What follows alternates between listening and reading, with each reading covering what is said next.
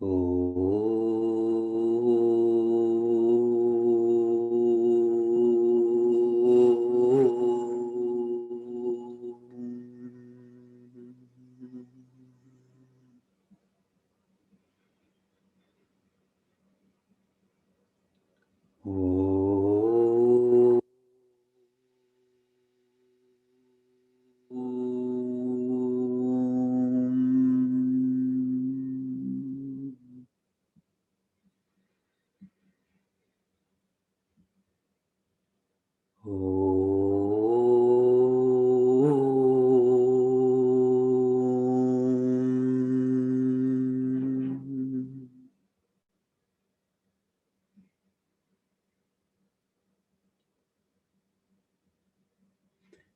Om Satchidanandarupaya Vishvotpattyadihetave Tapatraya Vinashaya Shri Krishnaya Vayam Numaha.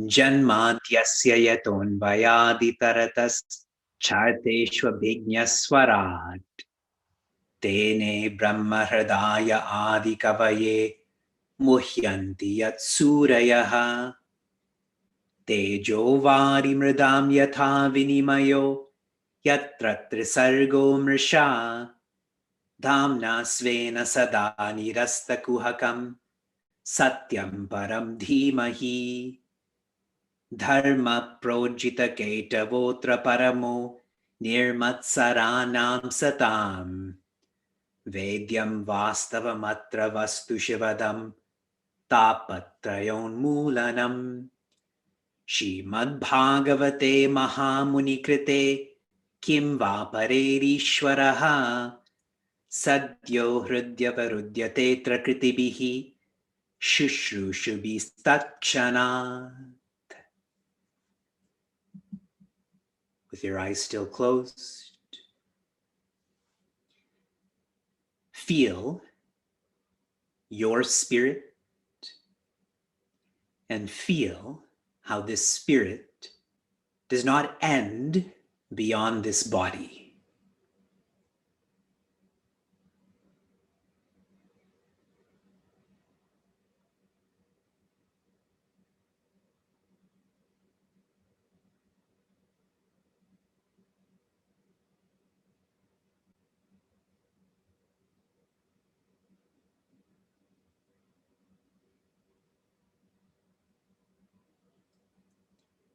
Hariom and greetings from Niagara Falls.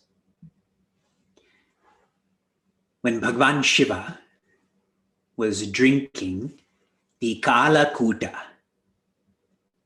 the most poisonous substance in creation, he closed his eyes and began to contemplate. And in his contemplation, what he came to feel was, in his heart, Bhagavan Narayana lived there. So he couldn't let that poison reach his heart. And outside of him was Bhagavan Narayana's creation, or bhaktas. So he couldn't let that poison out either. And so he just kept it to himself. This icon of a creator, this message from the scriptures, this visualization is perfect. A perfect way to contemplate, a perfect reminder on how to live. As we continue to plow through Srimad Bhagavatam, approaching 100 classes, you will know you are becoming a Bhagavata. Like Bhagavan Shiva, when you feel the divine in your heart and beyond your body.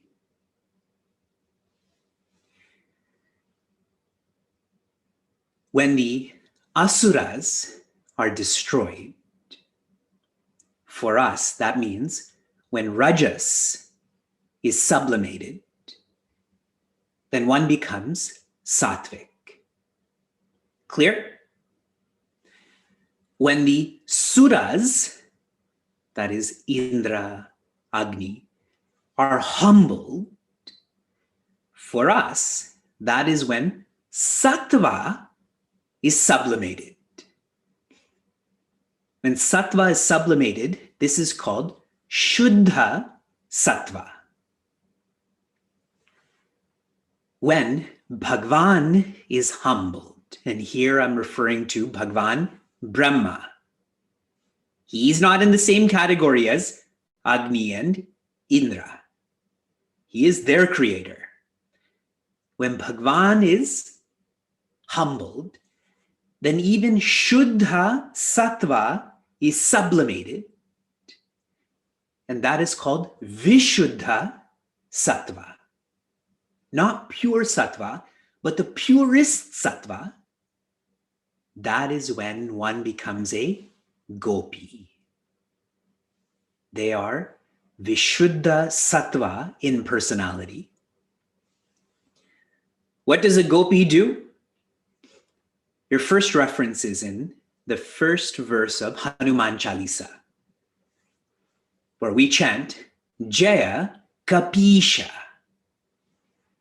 The word Kapi, Ka means Brahman or Rama. And Pi, like in Hindi, right? Pita hai. Drinks. Who is the one who's drinking up Rama? Hanumanji.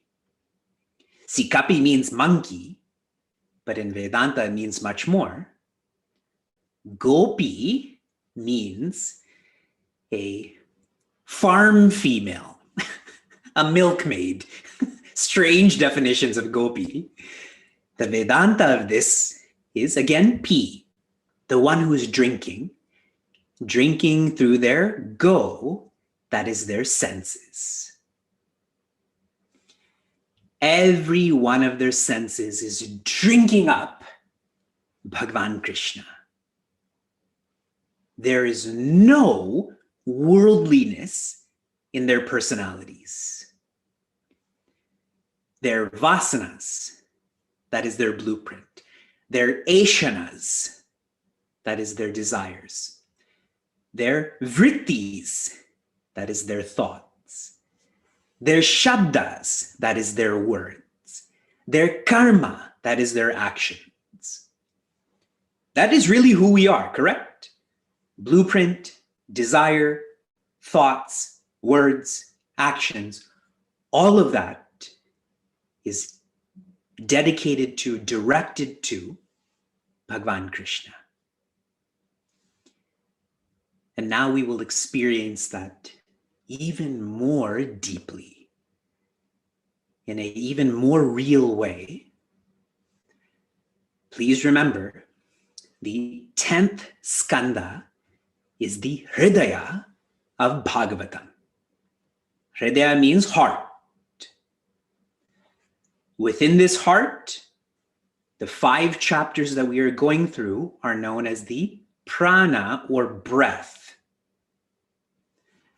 Within the breath, this chapter, chapter 31, 19 verses, is the udana. It is the power to go from Vishuddha Sattva to Gunatita. To go from being a Gopi to being Gopala, as in Bhagavan Krishna. Every one of these 19 verses has the same chorus, and I'm going to share that with you in English. What I want you to do as I summarize each verse, I've seen a copy of Gopi Gita that is more than 400 pages. There's only 19 verses. That's the depth of this study. After I summarize each verse, I want you to copy what's coming into the chat, and I want you to say it out loud. Okay? Everyone is reading that? O Lord, tarry not to come before our vision, which means please, we're begging you to come back. Come back as soon as possible. It doesn't feel as good when you read this in English. Tarry not. But I want you to say it out loud. In the first verse, I'm summarizing for you, the gopis share. They are on the Yamuna banks singing to each other. They experience Bhagavan Krishna, but now they're not experiencing him physically, but they're still experiencing him, and they share that no one has ever suffered the way that we are suffering. That is what the first verse shares. Tvai drita asavaha tvam vichinvate, which means you are our breath, and you've left us, and we're looking everywhere for our breath to come back. I was sharing with Sheila earlier this week. We were watching a movie about water, and I was sharing with her that when I read about someone drowning, it is terrifying because there's so much suffering. We all know when we're out of breath how much that hurts. And that's what these gopis are experiencing without Bhagavan. In the second verse, Te ashulka dasika. Your, ashulka is an amazing word. We are your unbought servants. Ashulka means no transaction. We are just giving to you. We don't need anything back. We don't want anything back. We are your dasika. The gopis share here, you have saved us our whole life. As soon as we heard about you, as soon as we saw you, you've saved us our whole life, and now you're killing us. Specifically, Varada Nignato neha kim vadaha. You're supposed to be Varada, the one who gives boons, gives life. Nignato, aren't you killing us? Kim vadaha. Why? You came to be with us. Now you've left us. Why did you even come in the first place? You saved us to kill us. What kind of torturer are you? In the third verse, they list all of the times that the asuras and suras harmed them, tried to kill them, but every time Bhagavan Krishna was there to protect them. Rishabha te vayam rakshita muhuhuhu. You are the best, and every time we needed protection, you were there. Why aren't you there right now? Why aren't you here right now? As I share these summaries, please think of your own life. Every time you needed protection, even if you didn't realize it, you were protected.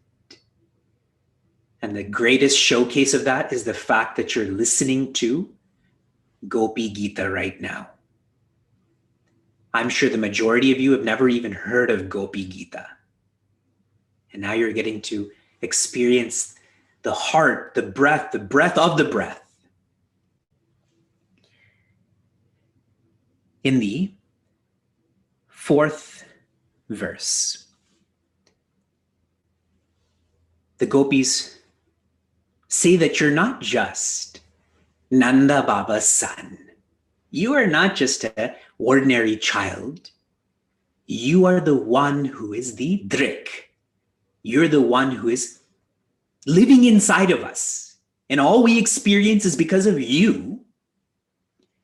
Akhila Dehinam Antaratma Drik. And not just of us, everyone, everything. You are the Atma. That's verse 4. You're all saying it. I don't see your mouths moving. O Lord, tarry not to come before our vision. In the 5th verse, they are focusing on wanting Bhagavan Krishna's hand to be on their head. Charanam iyusham samsmriter bhayat. For those who love your feet, they are the antidote to the fear of samsara. See, if one is surrendered to his feet, what else is he going to do but put his hand on their head, right? So they're sharing that we've surrendered to, we love your feet. Where is your hand? How come this is not on our head? We're afraid. In the 6th verse, beautiful description of Bhagavan, Arti Heen. Heen means the one who takes away. Arti, hardships, sadness. You are Arti Heen. This is where the word Arti is derived from. Specifically, I'm giving you a quarter from each of these verses because there's too much depth. The quarter from 6. Nijajana, smaya, dvamsana, smita. Nijajana, your people. Sometimes your people, smaya. Smaya means arrogance, ego. What do you do to them? Dvamsana. You destroy that ego. How do you do this? Smita. Smita means with your smile. If looks could kill, that came from Bhagavan Krishna. Just by smiling, he is able to destroy the ego of those who are close to him. And this is the gopis' experience, correct? They have that trace of arrogance that they are special, and they're asking Bhagavan Krishna to just smile at them. We miss your smile. Your smile will hurt us, but that's because you love us. We continue to 7. In verse 7, the focus is on Bhagavan Krishna's feet. In 6, it was hands. In 7, it is feet. They share that, Bhagavan, your feet are everywhere. All over Vrajabhumi, all over Kaliya's head. How come your feet, even though in our hearts, how come your feet are not on our skin? How come you've not given your feet to us to hold on to? See, each of these verses is highlighting a different part of his body. They're gopis. They want more. They want more.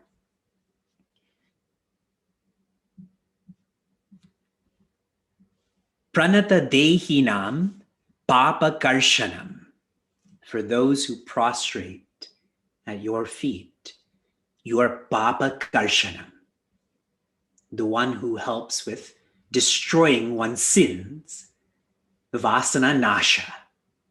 You're the one who can help us to disidentify from our vasanas.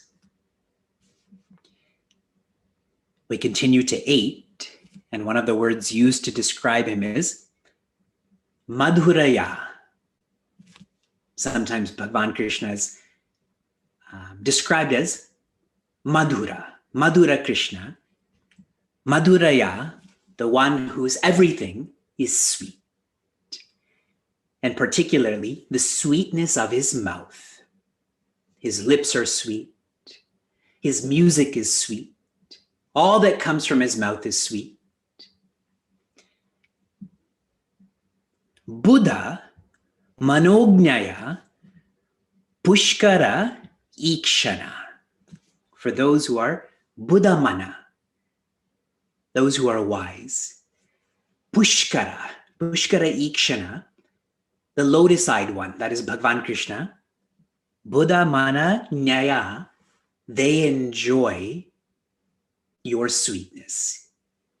Maybe not physically, but definitely metaphysically, like studying the Bhagavad Gita.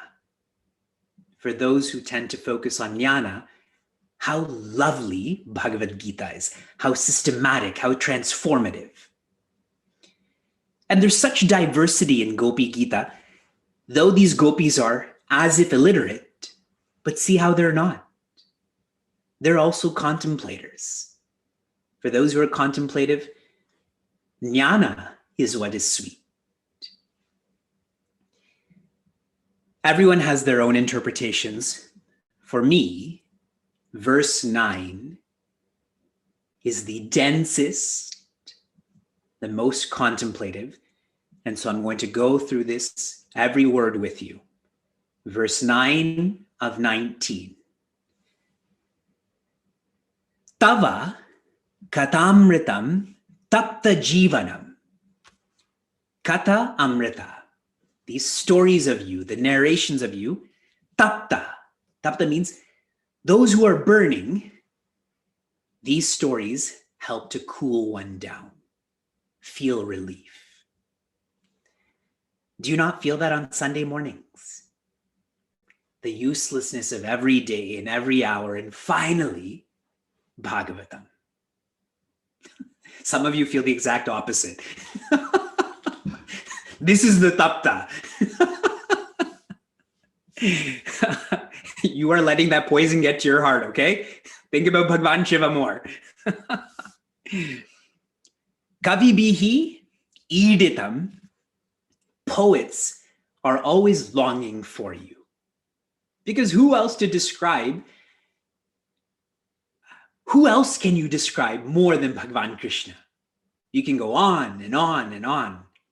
18,000 verses worth of Bhagavan Krishna. Kalmasha paham. Kalmasha paham. You're the one who takes away all negativity, vasanas.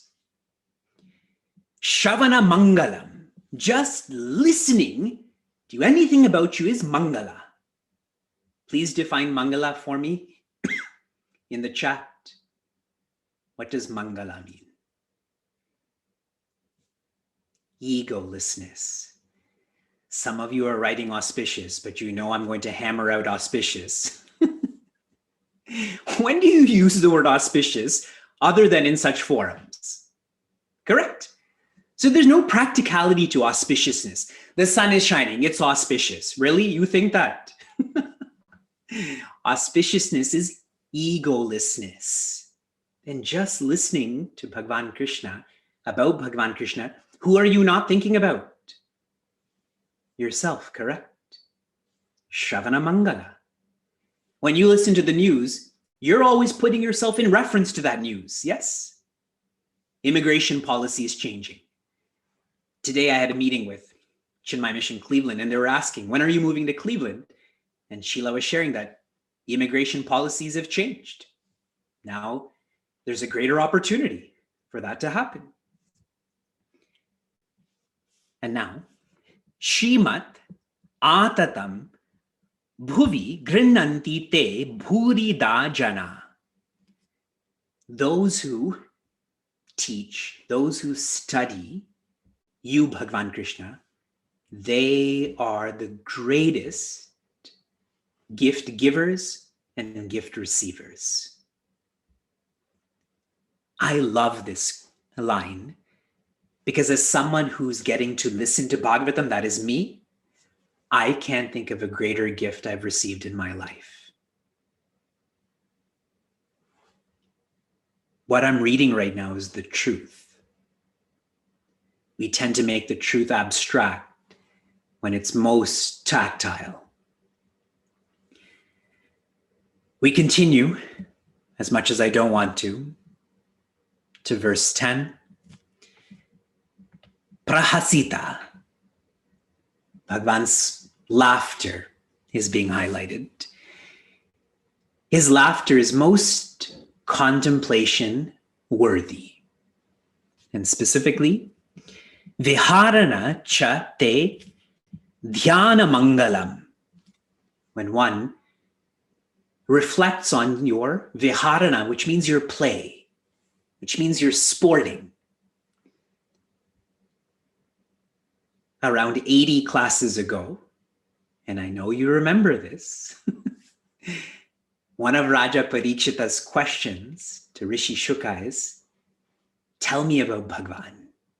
Tell me about his Leela. And here what's being highlighted is, his Leelas are worthy of dhyana, to contemplate on his Leelas.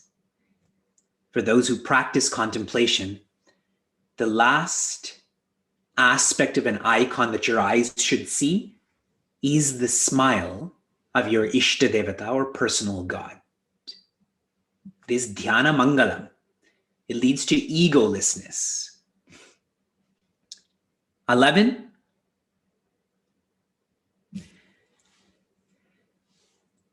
the gopis are sharing how agitated their minds are. They are lost. Kalilalatam manakanta gacchati. We who love you, we who feel we are the wives of you, with your disappearance, our minds are gone too. We care so much about you that we are confused.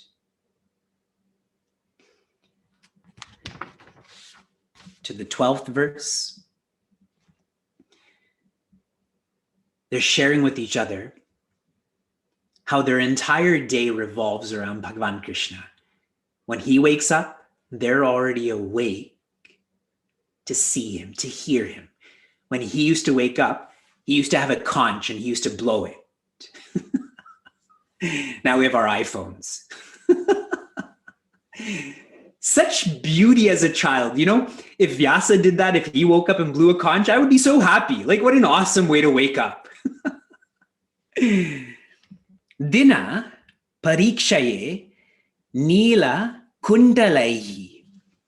As the day would go on, we would be engaged in pariksha, just waiting for you to come back to the village. And then we would see your nila kuntalaihi. We would see your curly hair that would fall in front of your eyes, and your hair looked like it was a dark blue. What hair color do you have? Black, brown. His was a dark blue. So they just waited for him. We wait until our responsibilities are done so we can indulge. They're engaged in their responsibilities so they can focus on Bhagwan. Because I know some of us are thinking, yeah, we're like the gopis. If you mean asuras, sure. Number 12. I just shared 12, sorry, we continue to 13. They are now sharing how everyone who's come in contact with you is most bhagya, is most fortunate, because you are Bhagwan. You are the source of that fortune.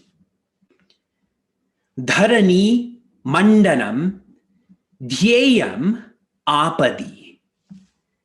The world, Dharani, is most fortunate, mandanam, because you've walked all over it. This is dhyeyam. One has to contemplate on this. And what this saves one from is apadi. We're all going through hardships right now. Apadi means emergencies. Emergencies. When we're going through an emergency, we tend to ask help from those who need help. Here, what this is sharing is ask for help from the one who doesn't need help. Apadi. 14. Bhagavan Krishna's lips and his relationship with his flute is being described, how jealous they are of his flute, how they wish they were his flute. Itara raga vismaranam nirnam. For those who desire you, their raga vismaranam, they forget about their raga. They forget about their attachments. They forget about their desires. So in verse 14, such practical messaging is offered. Desire the one who is desireless. Desire the one who is desireless, and you will be free. In 15, they're describing their own eyes in reference to Bhagavan Krishna, their own eyes. And they're sharing that every moment that we don't see you feels like a yuga. The shortest yuga is the one we're living in right now. And that too, I believe, is 432,000 years. And this is the shortest one. So when yuga is used here, I don't know if they mean just Kali Yuga, but if they mean all the yugas, that's like 4 million years. Every moment. And so here, they begin to curse Bhagavan Brahma. You are jada. You are inert. Udikshatam pakshma krit drisham. The one who created these eyelids, that person is a fool. Because these eyelids create those moments where we can't see you. In 16, it's almost like they're getting angry now. We left everyone we're supposed to love. Our parents, our spouses, our children. And we came to you, and now you've left us. What kind of relationship is this? And they say, Kitava. Kitava means cheater. It sounds so lovely. I wish someone called me Kitava. Cheater? Yoshita, don't you know how young we are? Kaha tyajet nisha, who other than you would leave us who are so young at night in this jungle? Only a Kitava like you. Another commentary says rogue. Only a rogue like you would behave like this with us. See, they had their humor also. Kitava. On to 17. They're remembering the private conversations that Bhagavan Krishna had with them. I did share those details where he would caress their necks and their thighs and whisper sweet nothings into their ears. And it is very lovely. Sometimes I'll call Vyasa over and I'll say, Vyasa, I have a secret to tell you. I have to whisper it to you. But he doesn't understand that. So after I'm done saying something, he'll look at me and bring my ear close and say, whisper. He thinks the import of what I'm saying is the whisper. So he says it back, whisper. They share. Prahasita anana prema vikshanam. Your laughter, your smile, your glowing face, your looks cause us to feel desire and love. 18. Everyone's with me. In the 18th verse, they're comparing Bhagavan Krishna to be a physician, a medicine giver. They're sharing, he is most conjuice, most miserly, keeping all of that medicine to himself when Swa jana hrit rujam yat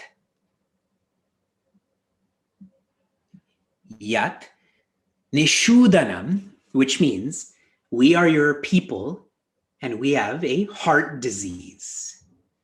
We are going through a cardiac arrest and you're the only one who has this medicine. Stop being so cheap.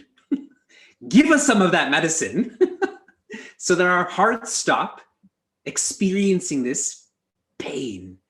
Their hearts are breaking without Bhagwan. And finally,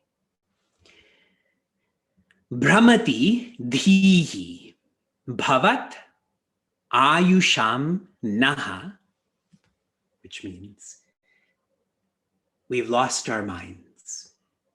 We have no control of our minds.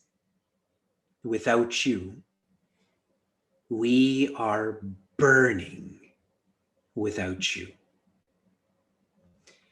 And this is such an apt completion to Gopi Gita, because what this shows is their mumukshutva, their desire, their yearning, longing for moksha, for Bhagwan, cannot be matched. We keep talking about this being a longing and a burning. This is all mumukshutva. Every equipment of our gopis is not directed towards the world. Every equipment is directed towards the Atma. O Lord, tarry not to come before our vision. Gopi Gita. Om Tat Sat. Om.